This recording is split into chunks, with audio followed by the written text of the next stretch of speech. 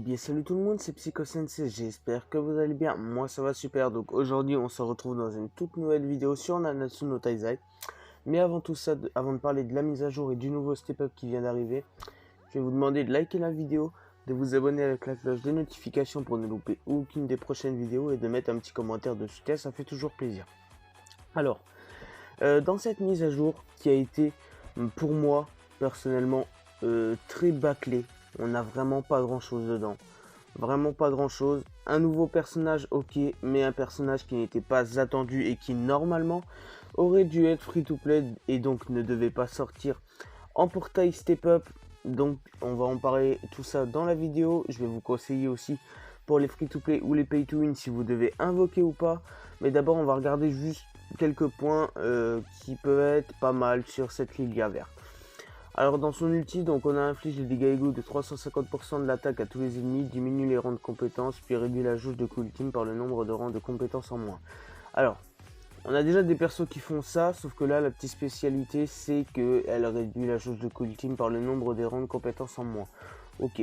Son passif est plutôt intéressant par contre, donc réduit l'attaque de tous les ennemis de 16% en joueur contre ça peut être pas mal, mais cependant c'est pas une unité qui va vraiment se démarquer comparé à la Lilia bleue qu'on attendait très fortement et malheureusement elle n'est pas sortie, on est sur la verte. Alors, pourquoi je dis que normalement cette unité aurait dû être free to play? Parce que sur la Jap, faut savoir que cette unité était totalement free to play. Donc elle était invocable lui dans le step up de l'autre Lilia parce qu'il y a eu un autre step up. Donc elle était invocable, cependant elle était gratuite. Et là, il faut faire un step up pour l'avoir. Donc après je sais pas, pour le moment on n'en sait pas plus, mais peut-être que plus tard, après, elle sera disponible donc gratuitement, c'est-à-dire avec par exemple des médailles d'événements ou autres encore, comme ça aurait pu arriver. Donc cependant pour les free to play, faites les deux premières multi, c'est toujours mieux que rien. Donc elle est à 30 et la deuxième est à 1 diamant. Donc du coup on va regarder vite fait un peu qu'est-ce qu'il y a dans le détecteur. Donc on a quand même du bon truc, à savoir que Scanor est rentré dans ce portail.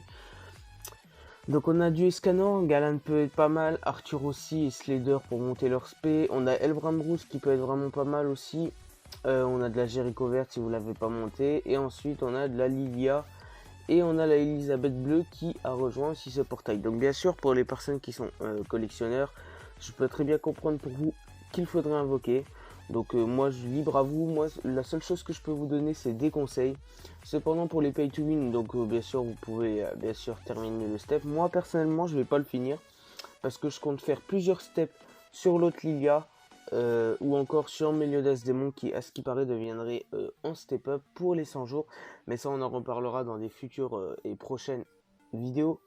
Alors voilà, donc c'est un step up, donc ça comporte 10 étapes au passage au-dessus, donc on a toujours les rangs pour pouvoir vous permettre d'avoir soit des pendentifs, des calices, des enclumes ou encore des pierres d'éveil, donc à 50, 80, 120 et 150. Faut savoir que une multi vous rapporte 10, donc pour faire tout le truc il faudrait que vous fassiez 15 multi, voilà. Et là du coup dans un step tu as 10 multi, donc il faudrait refaire encore 5 étapes juste après que tu aies l'étape numéro 10. Donc voilà. On a des choses intéressantes quand même, donc bien sûr c'est cool que les personnages soient garantis, mais je vous conseille pas d'aller pour les free to play jusqu'à Lilia verte, puisque Lilia verte et franchement vous ne l'utiliserez pas énormément. Vaut mieux garder vos cristaux pour des personnages qui seront encore mieux, donc potentiellement la Lilia bleue qui devrait sortir très prochainement, je l'espère. En tout cas dans cette mise à jour on n'a pas eu grand chose, franchement un peu dégoûté de cette mise à jour, mais bon c'est pas grave, en espérant qu'on aura beaucoup mieux la semaine prochaine. Alors cependant je tenais aussi à voir avec vous ça. Dans la boutique de pièces, on a le ban vert qui vient de rejoindre le coin shop, mais cette fois-ci A5 doublon platine, pardon. Donc avant il était à 7, maintenant il est à 5, donc il est en promo, donc ça fait plutôt plaisir. Je l'ai acheté puisque je ne l'avais pas, j'avais invoqué. Et puis voilà, donc pour le moment c'est tout pour cette vidéo. En tout cas j'espère qu'elle vous aura aidé pour les personnes qui étaient un peu mitigées sur le portail s'ils devaient invoquer ou pas. Après, bien sûr, hein, c'est seulement des choses que moi personnellement je peux vous dire. Après, vous faites comme vous voulez. Hein. Mais franchement, pour moi, pour quelqu'un qui est free to play, c'est pas une bannière à poule. Peut-être faites juste les deux multis. Les deux premières sont quand même intéressantes. 31 jeunes pour deux multis. Et ça ne coûte rien de tenter. J'ai eu un SSR, malheureusement, c'était pas Lilia. J'aurais bien aimé. Mais bon, c'était un Hendrickson. Bon, c'est pas grave, mais bon. Alors du coup, moi je vais vous laisser sur cette fin de vidéo, j'espère qu'elle vous aura plu. Moi je vous laisse à la prochaine et je vous laisse avec l'outro les potes. Allez, ciao.